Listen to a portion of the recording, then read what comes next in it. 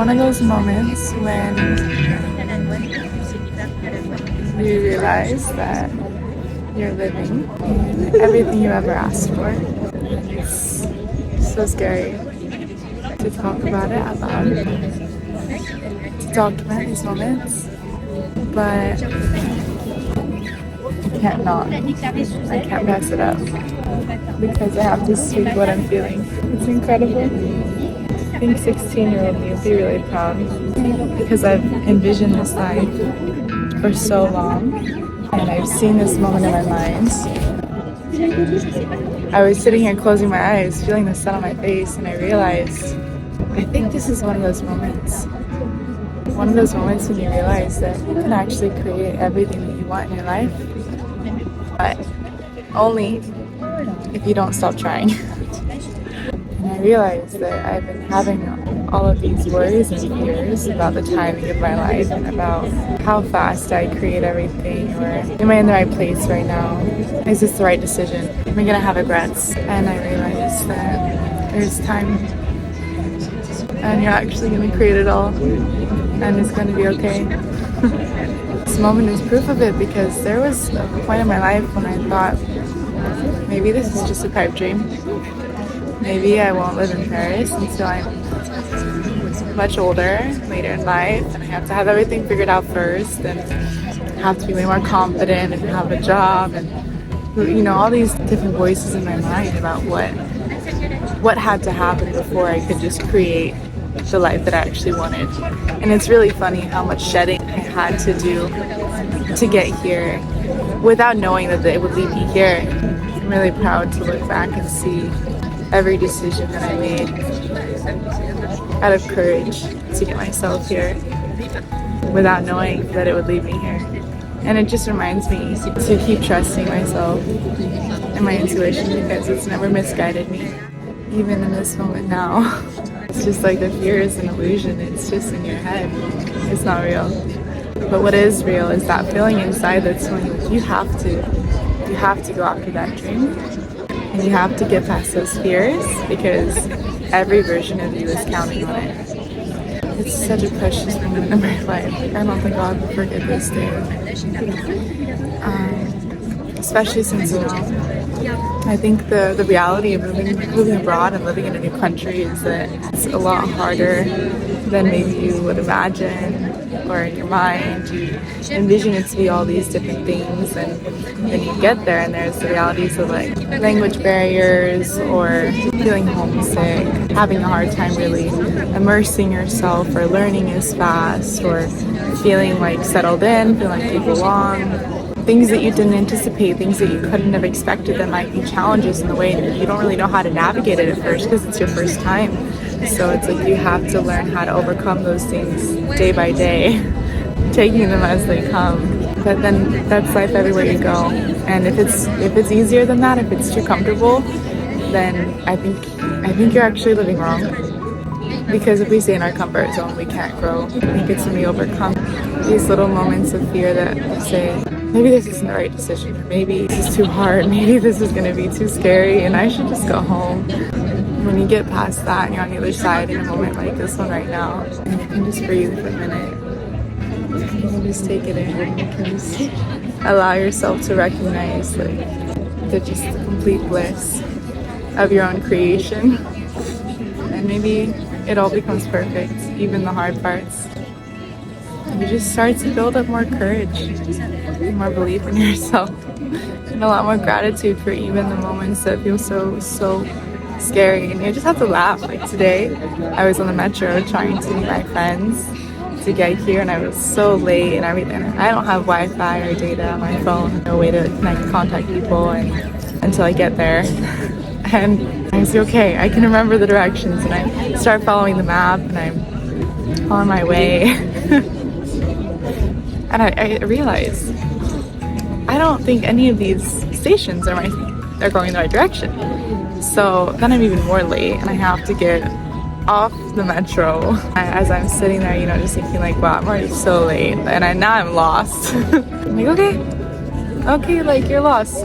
So what? Like, you'll find yourself. You'll be found again. Instead of being like, oh, I'm so sorry, I'm so late, I got lost, and like all panicked and stuff. I got to just show up there with my good energy and be like, oh, you know what? I got lost.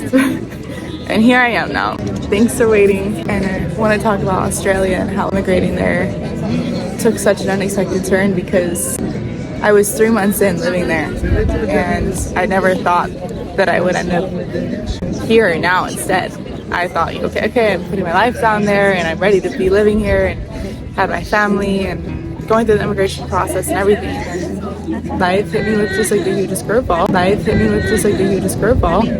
That I could not have expected. It gave me a chance to really sit down and ask myself, like, what am I creating? And why am I living this way? Why do I have this story in my head that tells me that I have to wait for the things that I really want? You know, like there's some sort of set timeline or set plan that I don't know about. As soon as I let that go, everything got out of the way. And all the blocks that were keeping me from being able to make this happen turned into doors of opportunity. I mean, I really had to go after it. It wasn't necessarily just like easy like that. And it was a really scary decision, because so much went into me starting the immigration process for Australia. So like, to let all that go and put it behind and just say this isn't for me and I'm doing the wrong thing was one of the hardest things that I've ever done in my life. But it felt really right, and I couldn't ignore that feeling that I was doing the wrong thing. That's a form of self-betrayal. Every time that you betray yourself in those little inklings, you lose your trust in yourself and you lose your confidence, and then you have to work so hard to get it back, because you're going through life on the wrong path saying, how did I get here and why is nothing working out? But you know deep down it's because there was a moment in time when you made a decision that went against what you felt was honest and true. It's so funny being here now, because like, I've had my own businesses, I've lived on my own, I've been independent, and in some ways it feels like I'm stepping into a whole new example of discomfort that I've never experienced before, because I grew up with a lot more freedom in an environment where, you know, you're told to do things unconventionally and to do it your way, and that if you believe that this is possible for you, like, the universe will respond to that. Sometimes the way that we get the things that we're asking for will require things that are going to push you to be a lot more patient and test you. So here I am, you know. I also haven't been in Paris as much as I thought I would. The people that I'm working for were working in the countryside most of the time.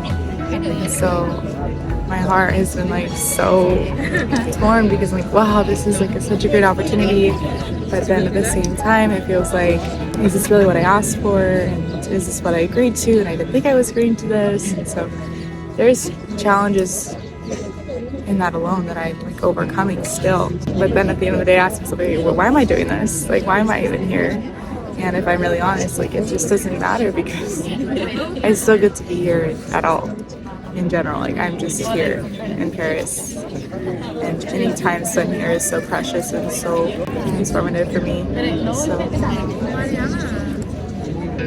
haven't figured it all out yet, but it feels really beautiful, and I'm really grateful to the Creator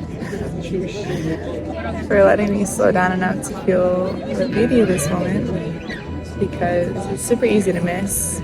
And I've also been in my head way too much lately. And then I made these friends, and they're photographers as well.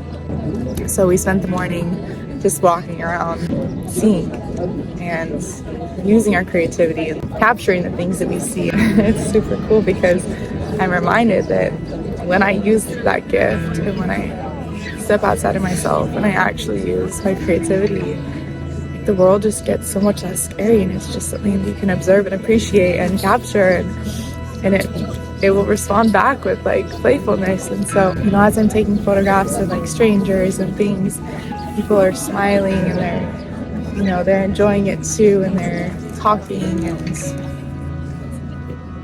it just becomes this whole new experience. And suddenly the day that you thought you were going to have turns into something magical and unexpected, and you're back in the present, and you're back to feeling like, oh, maybe life isn't so scary, maybe life isn't so bad. I realize I've been putting a lot of attention on how the world receives me versus how I'm receiving the world and what I'm giving, what I'm creating.